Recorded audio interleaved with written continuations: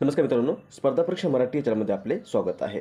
September महिन्यामधल्या चालू घडामोडीचा हा आपला दुसरा व्हिडिओ आहे. यापूर्वीच्या सगळ्या व्हिडिओचे लिंक खाली डिस्क्रिप्शन बॉक्समध्ये दिलेले आहेत. त्यावर क्लिक करून तुम्ही यापूर्वीचे सगळे व्हिडिओज पाहू शकता. व्हिडिओ आवडले तर व्हिडिओ लाईक करा. चॅनल आतापर्यंत सबस्क्राईब केलं नसेल तर चॅनल सबस्क्राईब करा. आता आपण आजचा व्हिडिओ सुरू करूयात. आजचा आपला पहिला प्रश्न आहे, US ओपन 2024 ही स्पर्धा किंवा स्पर्धेचं पुरुष एकेरी गटाचं विजेतेपद कोणी पटकावलं आहे? याचं बरोबर उत्तर आहे पर्याय क्रमांक 1 जेनिक सिनेर. जेनिक सिनर हा इटली या देशाचा टेनिसपटू आहे आणि याने नुकतंच या US ओपन टेनिस चॅम्पियनशिप 2024 या स्पर्धेमध्ये पुरुष एकेरी गटाचं विजेतेपद पटकावलेलं आहे. हे या स्पर्धेचं किंवा यावर्षी या US ओपन टेनिस स्पर्धेचं आतापर्यंतचं हे 144 संस्करण होतं आणि याचं आयोजन नुकतंच 26 ऑगस्ट ते 8 सप्टेंबर 2024 या कालावधीमध्ये करण्यात आलेलं आहे. त्यामुळे उत्तर असेल आपलं पर्याय क्रमांक 1 जेनिक सिनर. जेनिक सिनर याने पुरुष एकेरीमध्ये विजय मिळवला आहे आणि महिला एकेरी या गटामध्ये बेलारूसच्या अर्न्या सबलेंका हिने विजय मिळवलेला आहे. हे देखील लक्षात ठेवा. पुढचा प्रश्न, पहिली जागतिक सहकारी परिषद खालीलपैकी कोणत्या ठिकाणी आयोजित करण्यात आली आहे? याचं बरोबर उत्तर आहे पर्याय क्रमांक 3 नवी दिल्ली. नुकतीच 25 ते 30 नोव्हेंबर 2024 या कालावधीमध्ये ही पहिली जागतिक सहकारी परिषद जी आहे ती नवी दिल्लीमध्ये आयोजित करण्यात आलेली आहे. ही परिषद आंतरराष्ट्रीय सहकार चळवळीसाठी नाविन्यपूर्ण उपाय, तंत्रज्ञान व सर्वोत्तम पद्धती शोधण्यासाठी आयोजित करण्यात आलेली आहे. उत्तर असेल पर्याय क्रमांक 3 नवी दिल्ली. पुढचा प्रश्न आहे, अल नजाह हा भारत व कोणत्या देशाचा संयुक्त युद्ध सराव आहे? याचं बरोबर उत्तर आहे पर्याय क्रमांक 4 ओमान. अल नजाह हा भारत व ओमान या दोन देशांचा संयुक्त युद्ध सराव आहे. 2024 या वर्षामध्ये या युद्ध सरावाचं आतापर्यंतचं 5वं संस्करण जे आहे ते नुकतंच 13 ते 26 सप्टेंबर 2024 या काळामध्ये ओमानमध्ये आयोजित करण्यात आलेलं आहे. त्यामुळे उत्तर असेल पर्याय क्रमांक 4 ओमान.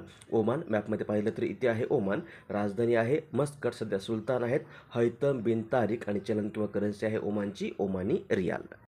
नेक्स्ट, भारताचे पंतप्रधान नरेंद्र मोदी यांनी नुकतेच ग्रीन हायड्रोजनवरील दुसऱ्या आंतरराष्ट्रीय परिषदेचं उद्घाटन कोठे केलं आहे? याचं बरोबर उत्तर आहे पर्याय क्रमांक 1 नवी दिल्ली. भारताचे पंतप्रधान नरेंद्र मोदी यांनी नुकतंच 11 सप्टेंबर 2024 या दिवशी ग्रीन हायड्रोजनवरील दुसऱ्या आंतरराष्ट्रीय परिषदेचं उद्घाटन नवी दिल्लीमध्ये भारत मंडपम या ठिकाणी केलेलं आहे.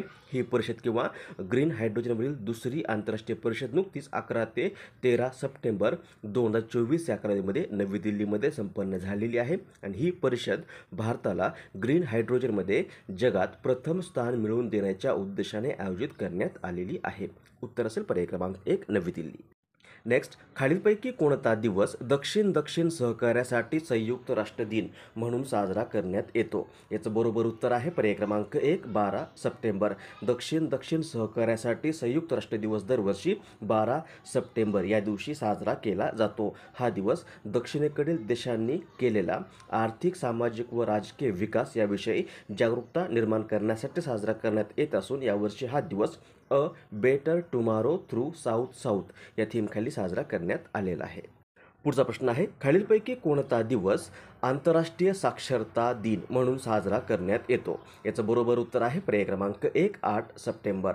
8 सप्टेंबर हा दिवस दरवर्षी आंतरराष्ट्रीय सहकार्यातून शिक्षण, विज्ञान आणि सांस्कृतिक विकास व त्यातून शांतता व सुव्यवस्थेला प्रोत्साहन देण्याच्या उद्देशाने युनेस्को या संघटनेकडून 1967 या वर्षापासून आंतरराष्ट्रीय साक्षरता दिन म्हणून साजरा करण्यात येतो आणि यावर्षी हा दिवस promoting multilingual education, literacy for mutual understanding and peace या थीमखाली साजरा करण्यात आलेला आहे. त्यामुळे आपलं उत्तर असेल पर्याय क्रमांक 1 8 सप्टेंबर. पुढचा प्रश्न, खालीलपैकी कोणता देश आंतरराष्ट्रीय सौर संघटनेचा 101वा सदस्य देश बनला आहे? याचं बरोबर उत्तर आहे पर्याय क्रमांक 2 नेपाळ. नेपाळ हा देश नुकताच आंतरराष्ट्रीय सौर संघटनेचा 101वा सदस्य देश बनलेला आहे. आंतरराष्ट्रीय सौर संघटना किंवा इंग्लिशमध्ये इंटरनॅशनल सोलार अलायन्स हिची स्थापना भारत आणि फ्रान्स यांच्या पुढाकाराने 30 नोव्हेंबर 2015 या दिवशी झालेली आहे. ही संघटना अशा देशांची संघटना आहे जे देश कर्कवृत्त ऋतू आणि मकर ऋतूदरम्यान येतात।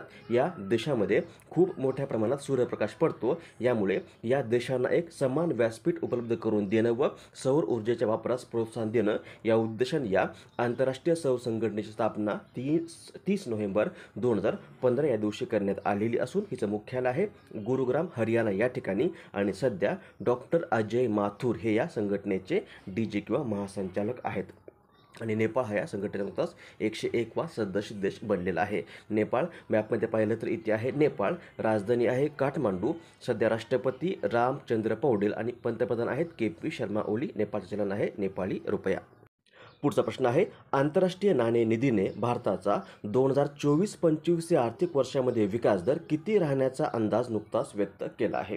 याचं बरोबर उत्तर आहे पर्याय क्रमांक 3.7%। आंतरराष्ट्रीय नाणेनिधी म्हणजेच इंटरनॅशनल मॉनिटरी फंड हिची स्थापना झालेली आहे 27 डिसेंबर 1945 या दिवशी। मुख्यालय आहे वॉशिंग्टन DC या ठिकाणी। सध्या क्रिस्टलिना जॉर्जिवा ह्या या संघटनेच्या MD आहेत आणि डेप्युटी MD आहेत भारताच्या गीता गोपीनाथ। आणि याच आंतरराष्ट्रीय नाणेनिधी या संघटनेने आता भारताचा चालू आर्थिक वर्षामध्ये विकास दर 7% राहण्याचा अंदाज व्यक्त केलेला आहे। पुढचा प्रश्न आहे, प्रवीण गोवर्धन यांचं नुकतंच निधन झालं आहे, ते कोण होते? याचं बरोबर उत्तर आहे पर्याय क्रमांक 2 रंगभेद विरोधी कार्यकर्ते। हे बघा, हे होते प्रवीण गोवर्धन, हे 75 वर्षाचे होते आणि यांचं नुकतंच वयाच्या 75व्या वर्षी निधन झालेलं आहे। कॅन्सर या आजारामुळे यांचं निधन झालेलं आहे। कोण होते? तर ते भारतीय वंशाचे दक्षिण आफ्रिकी राजकारणी होते, सोबतच ते रंगभेद विरोधी कार्यकर्ते आणि दक्षिण आफ्रिकेचे माजी मंत्री देखील होते। 2010 या वर्षामध्ये यांना प्रवासी भारतीय पुरस्कार आणि 2019 या वर्षामध्ये यांना पद्मभूषण हे पुरस्कार देऊन देखील सन्मानित करण्यात आलं होतं। उत्तर असेल हे रंगभेद विरोधी कार्यकर्ते होते, पर्याय क्रमांक 2। पुढचा प्रश्न, केंद्र सरकारने पोर्ट ब्लेअरचे नाव बदलून काय ठेवले आहे? उत्तर आहे पर्याय क्रमांक 1 श्री विजयपुरम। केंद्र सरकार किंवा भारत सरकारने नुकतंच अंदमान आणि निकोबार बेटांची राजधानी असलेल्या पोर्ट ब्लेअरचं नाव बदलून आता श्री विजयपुरम असं ठेवण्याचा निर्णय घेतलेला आहे। पर्याय क्रमांक 1 हे याचं बरोबर उत्तर असेल। पुढचा प्रश्न आहे, स्वाती कुलकर्णी यांची नुकतीच खालीलपैकी कोणत्या देशात भारताचे राजदूत म्हणून नियुक्ती करण्यात आली आहे? उत्तर आहे पर्याय क्रमांक 3 अल्जेरिया। या बघा, या आहेत स्वाती कुलकर्णी, या 1995 बॅचच्या IFS अधिकारी आहेत आणि यांची नुकतीच आता अल्जेरिया या देशामध्ये भारताच्या राजदूत म्हणून नियुक्ती करण्यात आलेली आहे। सध्या त्या भारताच्या परराष्ट्र मंत्रालयामध्ये अतिरिक्त सचिव म्हणून कार्यरत आहेत। उत्तर असेल पर्याय क्रमांक 3 अल्जेरिया। अल्जेरिया मॅपमध्ये पाहिलं तर इथे आहे अल्जेरिया हा देश। अल्जेरियाची राजधानी आहे अल्जियर्स। सध्या पंतप्रधान आहेत नादिर लारबौनी आणि करन्सी चलन आहे अल्जेरियन दिनार। नेक्स्ट, अखिल भारतीय राजभाषा संमेलन 2024 कोठे आयोजित करण्यात आले आहे? याचं बरोबर उत्तर आहे पर्याय क्रमांक 2 नवी दिल्ली। नुकतंच 14 ते 15 सप्टेंबर 2024 या कालावधीमध्ये नवी दिल्लीमध्ये भारत मंडपम या ठिकाणी हे अखिल भारतीय राजभाषा संमेलन आयोजित करण्यात आलेलं आहे आणि याचं उद्घाटन भारताचे केंद्रीय गृह व सहकार मंत्री अमित शाह यांच्या हस्ते करण्यात आलेलं आहे। प्रश्न आहे, खालीलपैकी कोणता दिवस राष्ट्रीय हिंदी दिन म्हणून साजरा करण्यात येतो? याचं बरोबर उत्तर आहे पर्याय क्रमांक 3 14 सप्टेंबर। 14 सप्टेंबर 1949 या दिवशी भारतीय संविधान सभेमध्ये हिंदीला देशाच्या अधिकृत भाषेचा दर्जा देण्यात आलेला होता। यामुळे दरवर्षी हा 14 सप्टेंबर हा दिवस भारतामध्ये राष्ट्रीय हिंदी दिन म्हणून साजरा करण्यात येतो। उत्तर असेल पर्याय क्रमांक 3 14 सप्टेंबर। 14 सप्टेंबर आहे राष्ट्रीय हिंदी दिन। जर असं विचारलं की जागतिक हिंदी दिन कधी असतो, तर तो असतो 10 जानेवारी या दिवशी। सोबत हे लक्षात ठेवा की मराठी भाषा गौरव दिन हा दरवर्षी 27 फेब्रुवारी या दिवशी साजरा करण्यात येतो। आपला मूळ प्रश्न उत्तर असेल पर्याय क्रमांक 3 14 सप्टेंबर। पुढचा प्रश्न आहे, भारताच्या परराष्ट्र मंत्रालयाने रवींद्र यांची नुकतीच खालीलपैकी कोणत्या देशामध्ये भारताचे राजदूत म्हणून नियुक्ती केली आहे? याचं बरोबर उत्तर आहे पर्याय क्रमांक 4 आइसलँड। भारताच्या परराष्ट्र मंत्रालयाने 1999 बॅचचे IFS अधिकारी रवींद्र यांची नुकतीच आइसलँड या देशामध्ये भारताचे राजदूत म्हणून नियुक्ती केलेली आहे। सध्या ते संयुक्त राष्ट्रामध्ये भारताचे उपस्थायी प्रतिनिधी म्हणून कार्यरत आहेत। उत्तर असेल पर्याय क्रमांक 4 आइसलँड। ओणम हा खालीलपैकी कोणत्या राज्यात साजरा करण्यात येणारा पारंपरिक उत्सव आहे? उत्तर आहे पर्याय क्रमांक 1 केरळ. ओणम हा वार्षिक कापणी आणि हिंदू सांस्कृतिक सण असून हा मुख्यतः केरळच्या लोकांकडून साजरा केला जातो.